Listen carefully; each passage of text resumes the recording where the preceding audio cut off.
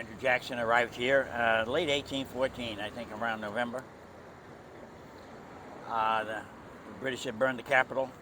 I guess they'd ransacked Philadelphia, but they had New Orleans was the big prize because they had literally millions of dollars worth of material on the docks here. The city had been blockaded for 2 years by the British. So he arrived here and he had to assemble an army out of this city, pretty much what it is today, and defend it from the best army in the world. And he gets credit, he did that, but he had to come to terms with reality real fast. This was really the Wild West in 1814. There were wanted men walking freely around the city. Americans still weren't very popular here. I've read where the Creoles wouldn't speak anything but French when Jackson was around, just to irritate him.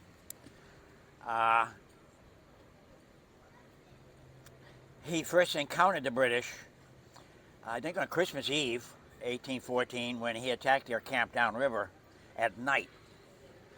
And that upset the British commander, General Parkingham, who apparently said, "Well, gentlemen don't attack at night." To which Jackson replied, "Gentlemen don't attack other people's countries." So that sort of set the stage. That was their attitude. He assembled an army. He had to deal with, like, again, a lot of people he just soon put in jail or on the auction block. The linchpin of his victory really was the pirates, the brothers Jean and Pierre Lafitte, the Barataria pirates. Of course, they didn't consider themselves pirates. They thought they considered themselves privateers. It really is all about whose ox is getting gored after all. If they're stealing from you, clearly they're pirates. If you're buying from them, they're entrepreneurs.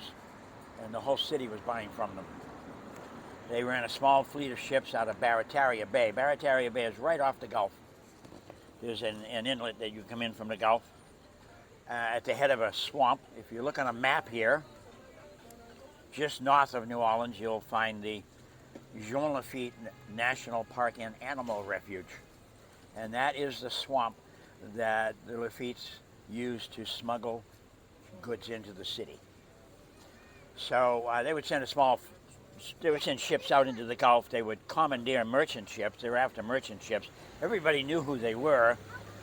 Apparently they were called the gentlemen pirates. They would send ships out into the Gulf. They would commandeer a merchant ship, bring it back to the island where they had their headquarters, a place called the Temple in Barataria Bay, steal the cargo, send the ship on its way, and then sell the goods to the merchants of New Orleans.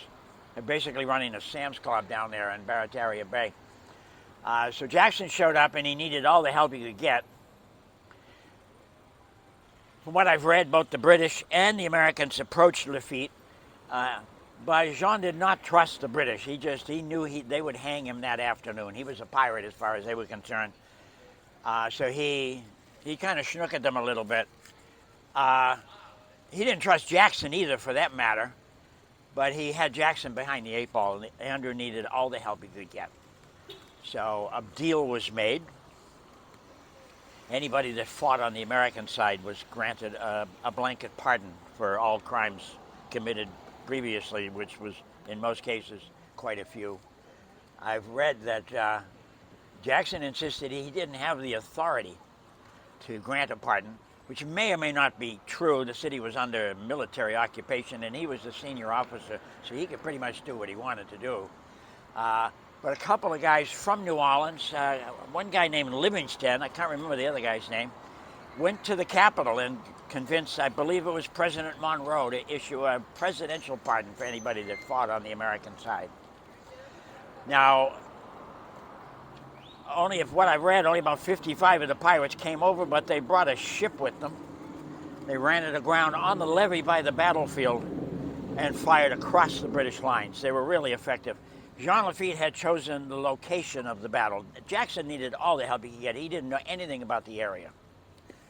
And Lafitte knew of what was called the Rodriguez Canal, about 8 miles downriver. And he knew the British were coming that way on the east bank. And he told Jackson, you'd redig the canal, make it deeper, wider, extend it into the swamp so they can't get around it, build a rampart behind it of cotton bales and mud, and you'll trap them right there. And that's exactly what happened. The Battle of New Orleans lasted, from what I've read, almost 40 minutes. And it was a turkey shoot. There were 3,000 British casualties, 1,500 dead, including the commanding general. And on the American side, an amazing 11 casualties, 7 dead, most of that on the West Bank in the morning. The British had a lot of bad luck in the fog of war, and the Americans had a little good luck. So, and it decided, well, a ceasefire had been signed, which nobody down here knew about. And the terms of the ceasefire stated that the individual combatants would get to keep whatever territory they had in place when the treaty was signed. So had the British won the Battle of New Orleans, we'd probably be in Canada today, okay? Because they would have taken all the rest of Louisiana, the Missouri Rivershed. So it's an important battle. Make a great movie. Would love to have seen the expression on Old Hickory's face when the police force showed up, because at that point the police force, about 500 free men of color in uniform that showed up to defend the United States. And would just the Cajuns, the Creoles, the Americans, the natives, the free men of color, and an assortment of women of New Orleans, all on the rampart, would make a great movie. You could do it in real time because it only lasted 40 minutes.